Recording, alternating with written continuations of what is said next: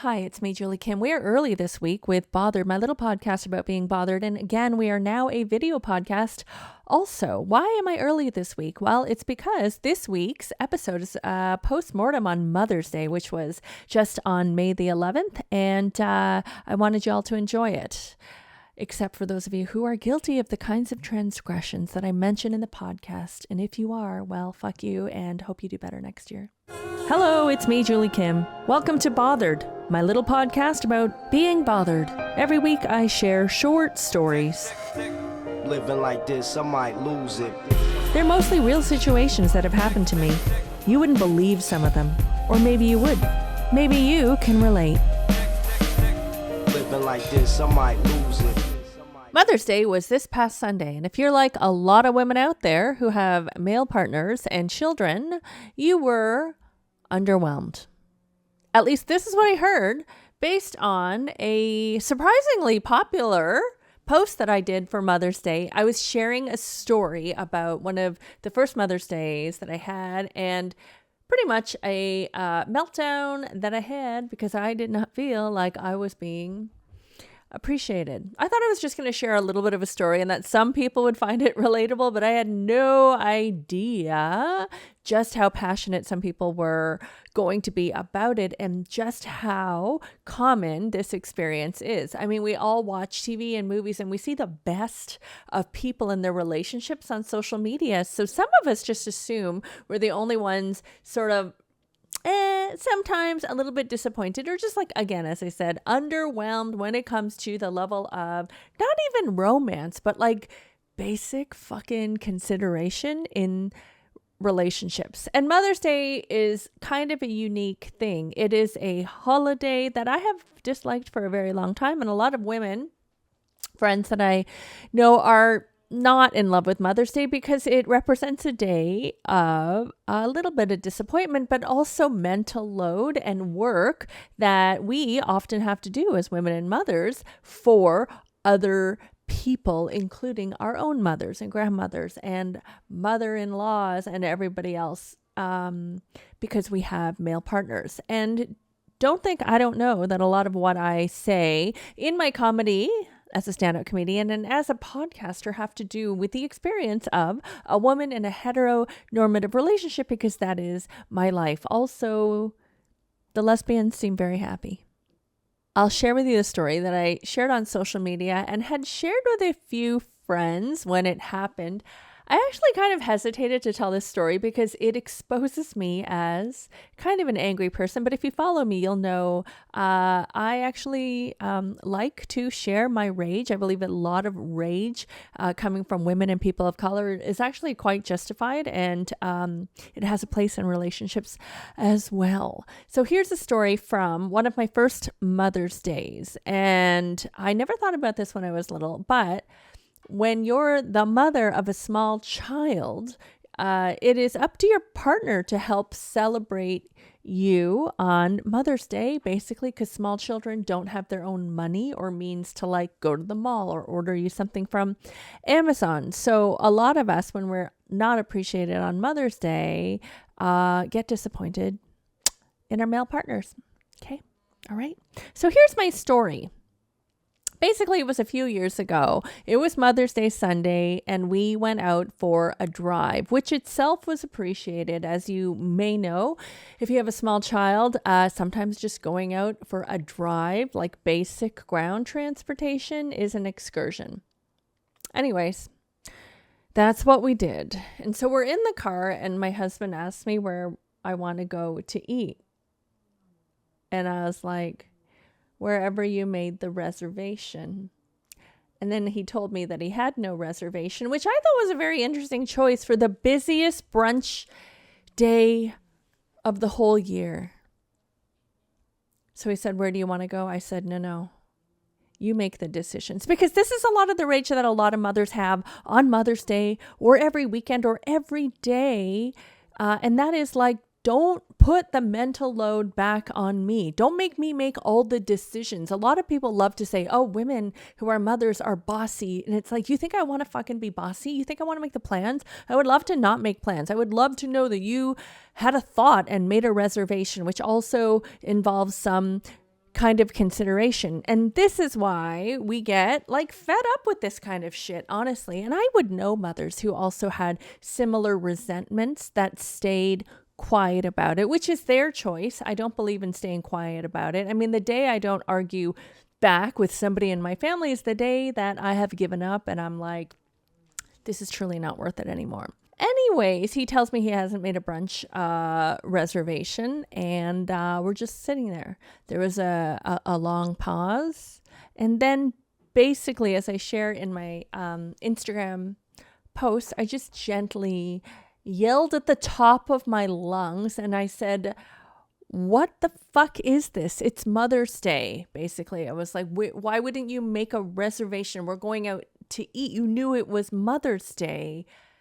And I said it so loud, like I'm not allowed to burn the mic here, but I basically screamed it, and it really shocked my husband. And then like after he calmed down a little bit, I kept yelling, and I was like, and where the fuck are my flowers? There's no present. There's no flowers. Like, what even is this? So we were now in a fight, and the baby was sleeping in the back. She probably woke up. I can't tell. Like, she started crying and her eyes were open, but who can know for sure? And he said a few things. He wasn't like, you know, super negative or toxically defending himself. But one thing he said was, well, like, Mother's Day is for mothers, and like, you're not my mother. And that's actually a really good point. But that only reminded me that I had been the one to order flowers for his fucking mother. So I became, I think, even angrier than before. And then another thing he said was that, oh, you don't even like flowers. And can I just say something? I know a lot of people say they don't like flowers. I think what we mean is my first choice of gift is not flowers. If there are some nice flowers, if somebody has bought me beautiful flowers and spent time and energy to go get them, I will take them. I'll never be like, oh, get these fucking stupid flowers away from me, right? And you can say, oh, they would just die anyways. But you could say the same of all the produce that goes to waste in your kitchen, or any fucking plant or people. Do you know what I mean? It's just an excuse.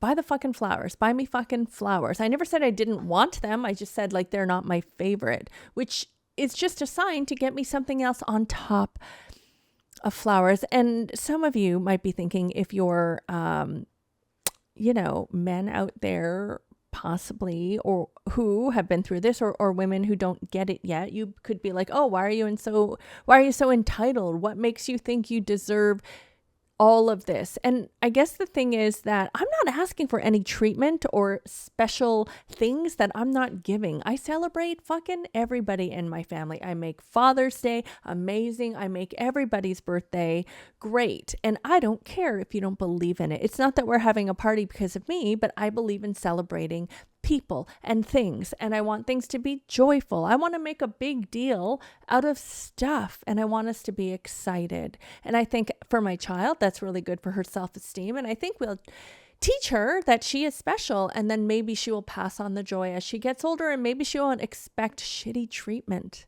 from men the way that a lot of us have been used to experiencing, and just like excusing. You know what I mean? The other thing that he had said was that, oh, Mother's Day is just a commercial holiday. You know, like every other holiday that we actually do celebrate.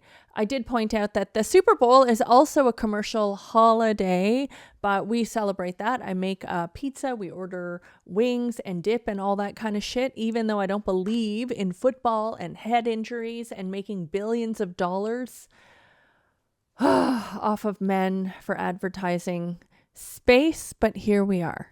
That's a commercial holiday that I celebrate because it's something that my husband cares about. So my point in all of this is to say that this is one particular fight I made a big deal out of. And the reason was not because I couldn't go out and buy my own flowers, or we couldn't just be like, oh, let's find a place for brunch, which we did not, by the way, because everywhere was booked. I do believe as a person, not even as a woman, as a person, in communicating what my needs and expectations are, especially when they are so fucking basic. I am teaching my partner the basic treatment that I would like most days, but how about especially on this one day, to make it easier on us, to give us a chance to succeed so that things are easier and not as awkward next time. I definitely stretched it out. I definitely leaned into it. And I really wanted to make it known that I was disappointed and angry. And at one point he stopped the car and he went walking, and he came back like 20 minutes later with a bouquet of flowers, some end of day kind of wilted flowers that he probably paid double for than he would have paid if it was like earlier in the day or pre-ordered, but that's okay. And also, is it a sick burn on me that we share an account and that cost me more money? Yeah, but I really wanted to make a point. And I also made a point of saying, like, maybe, it's not really about the gift, but also always get me a gift, preferably a gift card. I like to relax. I want a day at the spa. And the next year he bought me a gift certificate for the spa. I had no idea how much this would resonate with other people. I thought there would be at least a notable number of people in the comments calling me selfish or, calling me out for what I think I felt I was doing at the time, like kind of like acting like a child. But the response was overwhelmingly affirmative and positive. There were so many, mostly women, in the comments being like, girl, same. This is triggering. Someone said, this is so impactful. And there were so many that shared their own experiences of just like feeling unappreciated and just shitty about it and very, very angry about it. And I believe that clearly this is a problem if, a lot of people feel this way. At least the flowers were kind of nice. They were yellow roses. I don't think he had much of a choice at the end of the day, but they were okay. At least they were not carnations, because I have been saying for a very long time that carnations are the worst fucking flower. Like, how is that the flower of Mother's Day? The cheapest flower you can find that is probably a weed, I would say. Have you ever looked at the bottom of a carnation? It looks like a weed. It's so ugly. Somebody in the comments said that they look like pencil shavings. I always thought that a carnation looks like a bunch of scribbles. And I even say in one of my jokes, I think a carnation just looks like, if you blew your nose into a Kleenex and put it on a stick and then just put them together with like 100 others and sold them for $5. Do better, everybody, than fucking carnations. They're so ugly. It is not just about this one day. Mother's Day is a symbol. It is indicative of a woman feeling unappreciated and being unappreciated. And Mother's Day is just like so easy not to miss. There are flyers very early on. Let me take a tangent here to tell you that I've been collecting screenshots of Mother's Day flyers, and they are fucking disgusting, okay? There's one store that just had a sales section and called it Mother's Day stuff.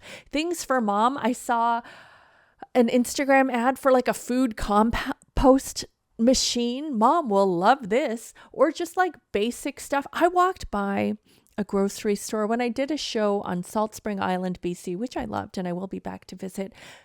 But the big sign outside the grocery store was something like, spend a certain amount of money and get a free cake for mom, a free over sugared processed wheat. Free. Again, free cake for mom. That's disgusting, everybody. Oh, I should have taken a shit right there on the front steps of that grocery store. I might one day go back and do that. No, I won't. That's disgusting. Sorry. It's not just about this one day. It's about feeling underappreciated the whole year. I mean, how weird is it that a lot of women are like, I don't even want a big present or a trip or whatever for Mother's Day. I just want to be left alone. I just want a couple hours for myself. I want to like sleep in. I want to not make decisions, because decision fatigue, the mental load, doing too much is a real thing. This offloading of effort and burden that makes a woman feel like a servant. And that's what women are saying. It's like, I would just like, just for one day not to do anything and to nap or something. It sounds like giving a servant a day off and making them feel like they're supposed to be grateful for it. And then they're just on the clock again tomorrow. One of my girlfriends texted me. She goes, I hate Mother's Day. She goes, I fucking hate Mother's Day. She said, I made a reservation for lunch for 2 mothers. For 2 of their mothers, her and her husband's mothers. I bought cards. I got the kids to sign. I notified the grandmas of plans. I make the kids go say Happy Mother's Day, which I think is so funny. And she is the one that has to plan and accommodate. And it is Mother's Day for her too. What a load of shit. Fuck you all. Anyways, I will say, and I know this is going to sound like this might be unpopular, but I do feel like what I did that day when I was screaming and made a big point to over communicate my anger was I was doing a favor for my marriage and my husband, because I was being very clear about the level of respect and consideration that I thought that I deserved, which again is no more than I give to them on a daily basis. I invested in that argument. Is it fun to fight? Actually, I kind of enjoy fighting a little bit. It's not always fun to make other people feel uncomfortable or like ruin a whole day for my family, but I did. I purposely ruined that day, and it was an investment in our future. We have known a lot of couples where a lot of people keep things in. A lot of my daughter's friends that we like have known since she was small, like in daycare, a lot of them are no longer together. And 9 out of 10 times it is because the woman has had enough. This is just what it is. I'm not even guessing. She has been disappointed over and over again. Birthdays, holidays, just everyday treatment.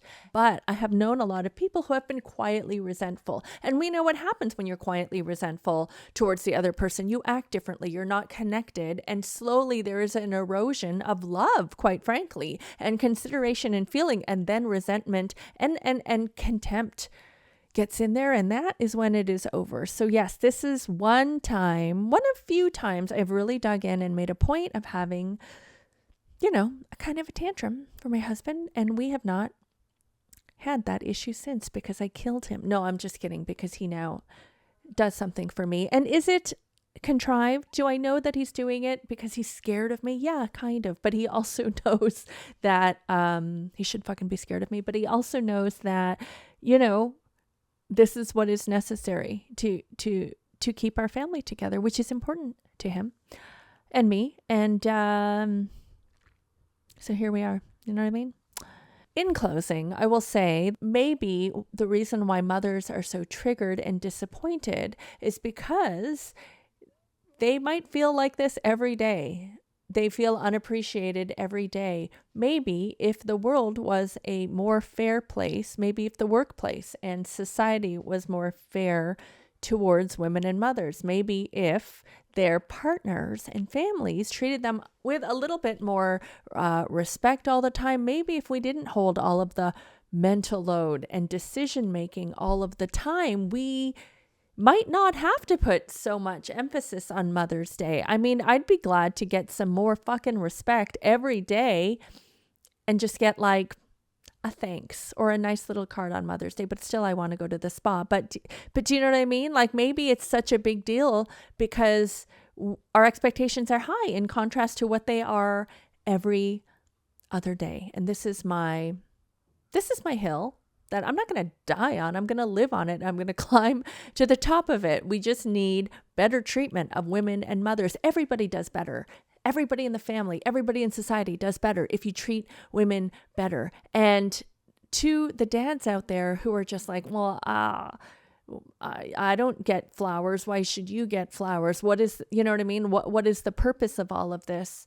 I think the thing is you cannot separate the well-being of your child. And like, if you care about your child at all, you have to care about the well-being of its mother because she will get angry and have a tantrum. Thank you. Thank you so much for listening to this week's episode. I've got a lot of dates coming up. I'm finishing off my Canadian tour. Calgary is Thursday, May the 15th, and then a big show at the Vogue Theatre on May the 24th. Both are set to sell out. So I suggest you get your tickets, please. June 6th in Pasadena, June 19th in West Nyack, New York, and then 2 days later, June 21st in New York, New York. I've got some big announcements coming up. I can't wait to share them with you. Please be reminded again, we're a video podcast and a blog. What else can I say? Happy belated Mother's Day to everybody who is a mother. I hope you all celebrated your mothers properly, unless you're not talking to them, and I respect that also because everyone has their own journey. I'm going to stop now. Bye. Living like this, I might lose it.